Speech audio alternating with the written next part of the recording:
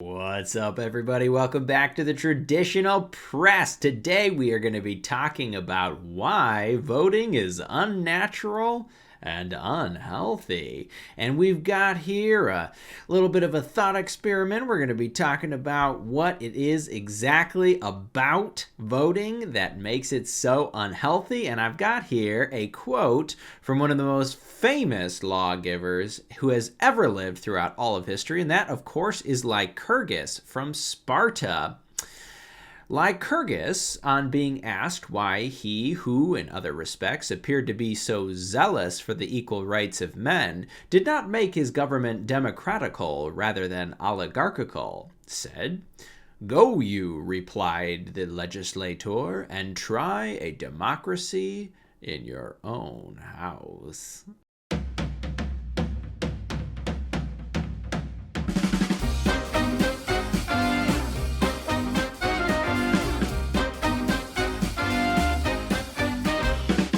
Democracy is what we do when we want to rule ourselves. Rebellious societies refuse hierarchies, choosing instead to try and be equal with everyone.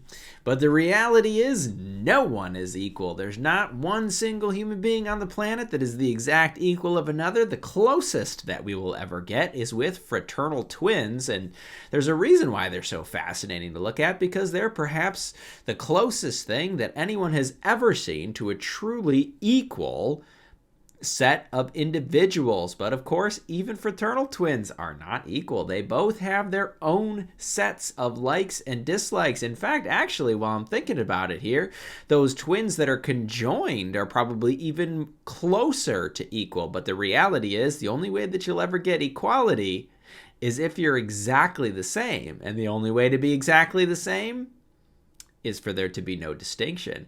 Therefore, the only way for there to be any more of you is for there to be just one of you, and for that one to be counted an infinite number of times. But since that's impossible, equality is impossible, and that's just reality. And unfortunately, we seem to think that democracy is going to solve all of our problems. Well, about half the country seems to think that democracy and greater levels of democracy are going to solve all the problems in the world. And the other half of the country seems to think that representative democracy is going to solve all of the problems in the world, without realizing that representative democracy just breaks down into democracy, because the reality is that's what the people wanted in the first place. But they couldn't get it, because representative democracy is what we do when we want the illusion of self-government, but don't trust the common man. In fact, representative government is what the elites do, because the elites want power. We say that this country and this nation and this freedom that we have in the United States of America is a freedom by the people and for the people, but this government is not really for the people. It's for the elites. It's a government by the elites and for the elites. And if you don't believe me, let me just ask you a quick question. What is the only requirement to getting into major political office? Just one. There's only one requirement, and you've got to have it. You guessed it. You gotta be rich. This is a government of the rich and for the rich. And that's one of the main reasons why today people are so upset with democracy. And yes, of course, you'll be able to find a few in power that did not already possess grand fortune, but it's crazy expensive to try and get into elected office. You have to shell out so much money, it's not even funny trying to get elected. Billboards and door-to-door outreaches and mobilizing a whole campaign in order to make this happen. And, oh, well, no. What we do in this government is we collect taxpayer dollars, and those taxpayer dollars go to particular candidates. Well, which candidates are getting elected? Funny how it's always those who are independently wealthy. And then they go into government and they come out even richer. And then they'll probably vote themselves a couple pay raises while they're in there, because why not? They have the authority to do that. And this is one of the reasons, again, like I said, why representative governments always break down into democracy, because democracy is what the people wanted in the first place. Unfortunately, unfortunately, with democracy, we have a few problems. And one of those major problems is hierarchies, because a democracy assumes that everyone is equal. All men are created equal. That's absolutely bogus. There's not one single person that is the equal of another. Some of you are going to be taller. Some of you are going to be shorter. Somebody's going to be a redhead. Somebody's going to be so dark you're not even going to be able to measure anything against it. Some people are going to be so light-skinned because of albino issues or whatever. There's no difference, or there's no uniformity with anybody. Some people are going to be 7 feet tall. Some people are going to be 3 feet tall. Some people are going to be pro basketball players. Some people are going to be writing books. So there's so many different kinds of people that it's not it's like the snowflakes in the sky. There's not one single snowflake that's the equal of another, and the same goes for humanity. And the problem with democracy is they can't see the distinctions between us, and they're very important distinctions. And the reality is all functional societies rely heavily on hierarchies, and all dysfunctional societies attempt to break hierarchies. Hierarchies are one of the most important facets of society. And they're one of the most important facets to really understand in terms of your own interaction with the world. And if you understand your hierarchies very well, you'll do pretty well. If you don't understand hierarchies, your life is going to be a mess. And that's just the way it is, unfortunately. And, there are so many hierarchies probably that you haven't even really thought of. Some of you thought of, probably not all put them together here, but there's hierarchies of values, for goodness sake. For example, sanctity of life is going to have a higher status on the hierarchical scale than, for example, not lying. Thou shalt not steal. It's a very important hierarchy. But if you're dying and you're living in Stalingrad and the only people who have any money or any food are the German soldiers, the hierarchy of stealing loses precedence to sanctity of life and, the winning of wars and all these other things if you're a poor, starving Russian soldier. And so, there's zillions and zillions of examples where you will easily see that one hierarchy of values is going to triumph and be triumphant and have a higher position on the scale of hierarchies than others. There's hierarchies of merit. Think Nobel Prize winners. Think Harvard grads. Think Nobel Prize winners. I already said that one. Think war heroes, great orators. Think summa cum laude distinctions. All of these different things of merit, things that you've actually accomplished, things that, set you apart from somebody else. These are merit type hierarchical values, and someone with a greater amount of merit is going to be higher on this hierarchical scale than someone else, which is why we typically entrust large, difficult, strenuous jobs to the people who have demonstrated in the past that they're capable of handling such work. And the same goes for delicate, fine, detailed tasks. We're going to entrust them to the people that can demonstrate that they're going to be able to take care of that, because hierarchy of merit is something that people intrinsically understand. If you've worked for, say, for example, I was just researching Mark Twain. He put 12 years of research into one book. And that one book then becomes extremely historically accurate, and it adds to Mark Twain, Samuel Clemens, merit and his hierarchical scale of merit in his historicity and his and our ability to trust him as a historical, reliable narrator for us. And, there's hierarchies of needs. Many people are going to be familiar with Maslow's hierarchies of needs, which goes like physiological safety, or physiological security or safety, and then love and belonging, and then esteem and self-actualization. There, I remembered them all. Plenty of people are familiar with Maslow. There's hierarchies of social strata. For example, the socialite is always going to occupy a higher position in society than the wallflower. Unfortunately, that's just the way it is. There's going to be hierarchies of physical ability or characteristics. For example, I'll never be able to make any decent amount of music, any kind of music. I'll never be able to sing. I'll never be able to make music. That's just not something I'm physically capable of doing. Nor will I ever be as tall as my 6'6.5" brother. It's just not gonna happen. The physicality, these issues, they're completely different. We're not the same. And funny enough, he'll never be as fast as me. I'm a faster runner than he is. Physiological differences, we're not equal in any comparative metric by which we can, interact with this. There's hierarchies. We understand very easily hierarchies in the military. I mean, can you imagine what in the world a horrible situation would happen if random recruits, little privates running around there, were suddenly thrust into positions of generalship over the army? The military venture would fail if you were trying to do that. We need seasoned generals that have been through a conflict or two in their lifetime. And there's a reason why we generally trust those individuals that demonstrate that they can do that. And every now and again, some individual suddenly bursts onto the historical horizon like a Napoleon that just sweeps all the old generalship away with his merit and his physical capabilities and his prowess as a military commander. And that happens. And when it happens, it's obvious.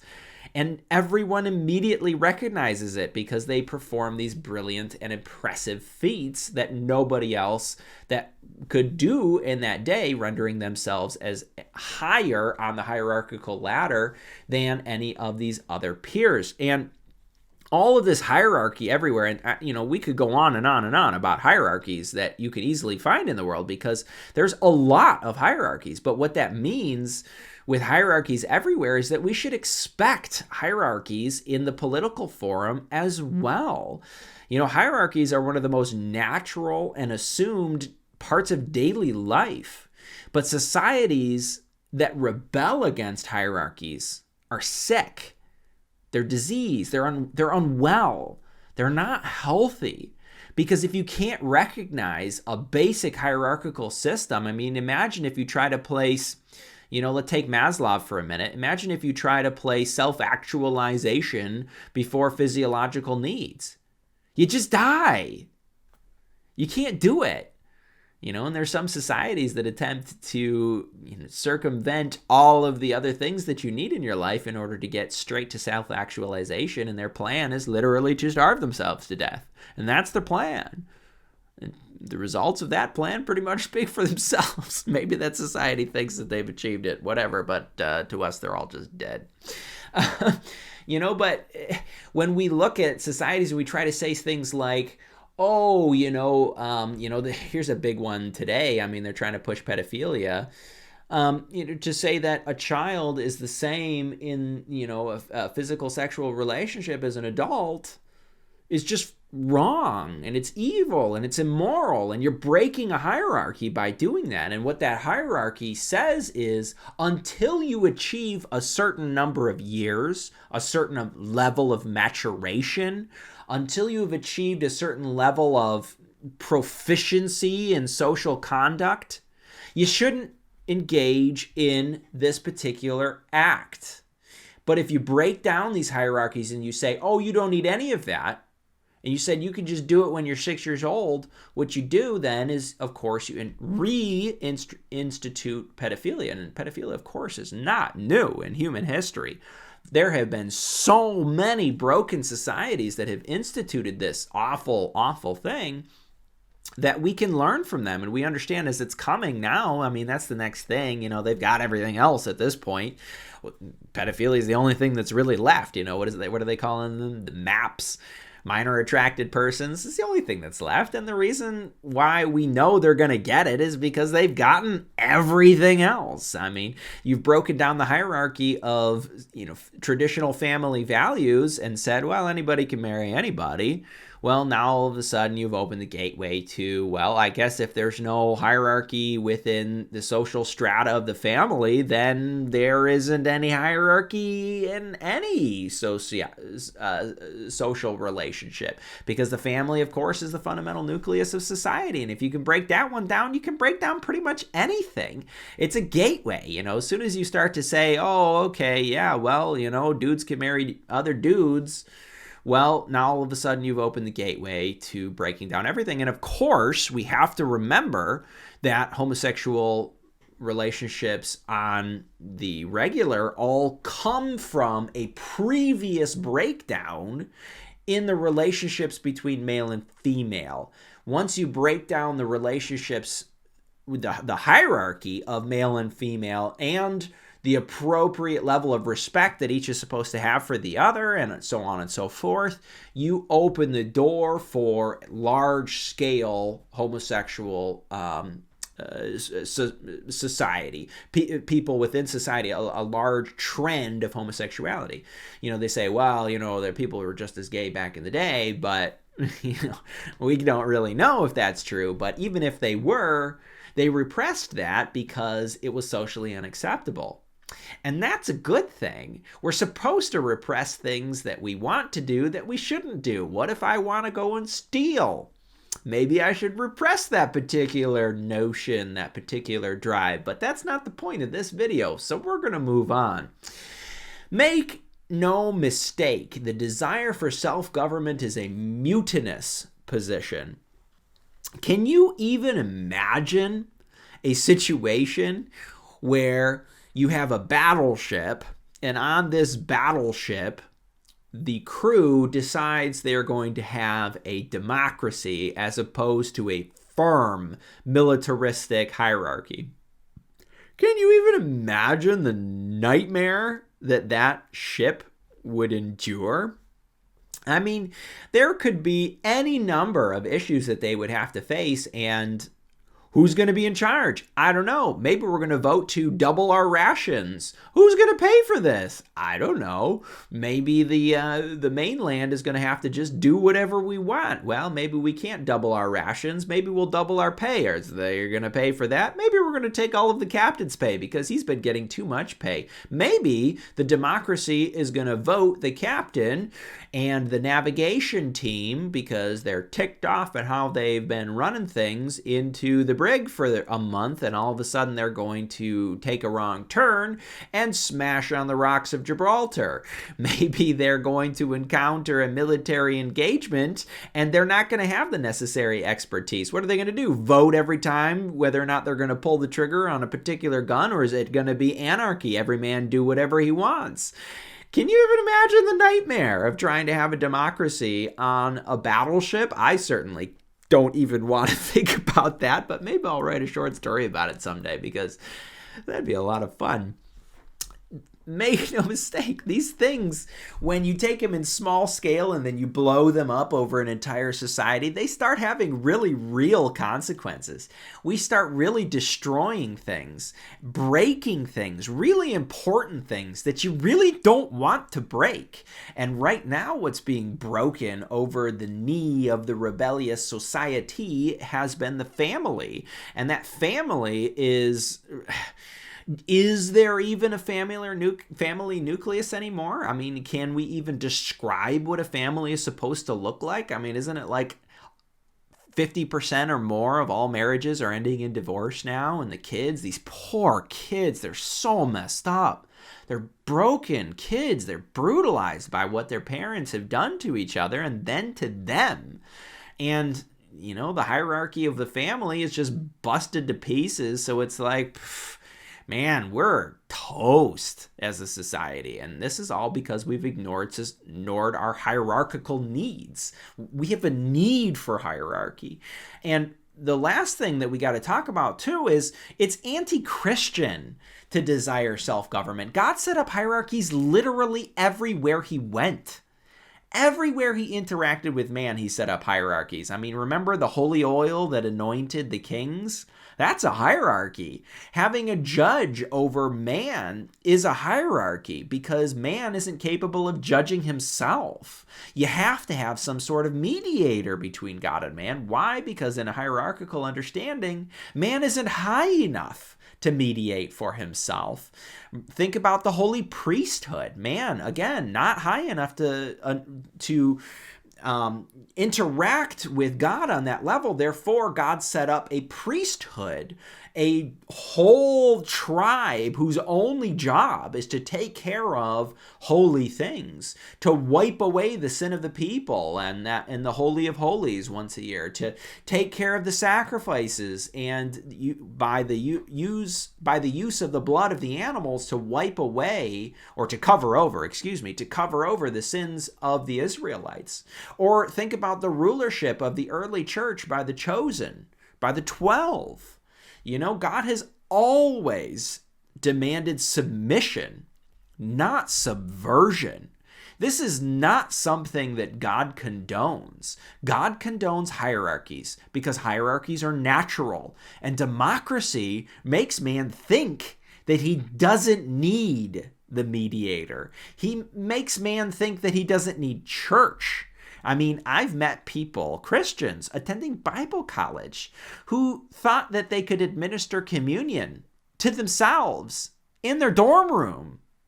And that's what breaking hierarchies does, because it says you don't need any hierarchy. You can do everything yourself. You are self-sufficient. There is no such thing as self-sufficiency. Try it, Just try being self-sufficient. And the first time you reach your hand down for a berry, remember that you're not self-sufficient within yourself. You need somebody else, and that somebody in that situation would be the creator of said fruit with which you are attempting to replenish your resources. And even if you think that you can go off into the woods and that's good enough to be self-sufficient, maybe you can survive for 40 years, you're going to be nuts. And very few people have ever actually pulled it off. It's not natural. It's unhealthy. And maybe for like the 0.00001% of sociopaths out there that can maybe make it work, the rest of us are going to literally be sick, be ill, die young from not having enough social interaction. The need for social interaction is something that is extremely well documented. We know this. We know how much we need it. And yet we want to go and break all ties with our family and make new friends. And then we don't really like our friends. So we break those friends. And then we end up just being friends with Netflix and the couch and the cat. And it's really sad. It's really unhealthy. It's not a great situation. And it's super anti-Christian. Remember, what did God say? And they shall know you by the love that you have for one another. This is a social world that we are in. We are in a relationship-oriented existence. This is the world that we have been given, and it's a good world if we can remember to be social and, hang out with people and talk and stuff. But more than that, if we can remember to engage in our hierarchies, we're going to set up societies that are going to be healthy and functional. And in a hierarchical society, the only hierarchy that makes any logical sense is a monarchy. And the reason for that is because only God gets to pick who's going to be ruler. Because when man is attempting to use the vote, which is a super unnatural institution, he is attempting to assert his dominance over the hierarchical structure. And that right there is why voting is an unnatural institution. It is unnatural for man to try and circumvent the natural order of the cosmos. The natural order of the cosmos includes all of the things that we've talked about and the political hierarchy. You can't just not have hierarchies in your politics when you have hierarchies in literally every other classification of your existence. You have to have hierarchies here. Therefore, you have to have hierarchy here. You must have hierarchies within your political value system, within your political structure. All of your politics needs to revolve around hierarchies because hierarchies are the most natural, most healthy thing that you can do. How do we know that monarchy is the only hierarchical, the most natural hierarchical institution? Well, very clear. It's super easy to understand. What is self-government? Answer that question, you'll understand that it's rebellion and anarchy in its nature. It's subversive, it's mutinous, and it's rebellious. It's not healthy. It is man's desire to rule himself when man was made to be ruled. And yes, I do also believe that the kings are meant to submit. Every single human being, without fail, was designed to submit to a higher authority. And that higher authority goes in classifications, it goes in systems. I'm sorry, if you're 4'5", you better submit yourself to that 7-foot giant if he walks over to you and starts hassling you, because you are going to get flattened if you don't. It is natural to submit to hierarchical authority. And that's a super primal example, but it works because when you think about the primal nature of what a hierarchy is, you begin to really understand the importance of what a hierarchy is. And remember, only God gets to choose the king. You know what? If once the rebellious democratic man submits to the monarchical authority, which is what it takes to start a monarchy from the beginning, once the rebellious subversive man calms down his urges and loses this rebellious desire within himself of self-governorship, regardless of all other hierarchies, all other social interactions, once man submits to that hierarchy, what is this incredible thing is able to happen, and that's this relationship between king and country, folk, between the people and between the kings. The common man always loves the king, and it's this beautiful, wonderful relationship, and it just blossoms out of nowhere. But the other thing that happens is, if you're doing your hierarchies right, your king is going to submit to your church. That's going to look, that's number one on our kingly laws. I have whole videos dedicated to the kingly laws. Check them out. There's a lot more to do with that, but everybody's supposed to submit to something, somewhere, every time, everywhere. Thank you all for watching. It's time to put down the pitchforks, stop the rebellions, learn how to submit. Thank you all for watching, and I'll catch you all next time. This has been the Traditional Press Podcast. Thank you for listening, and tune in next time for more traditional ideas and exploration of the why behind the what.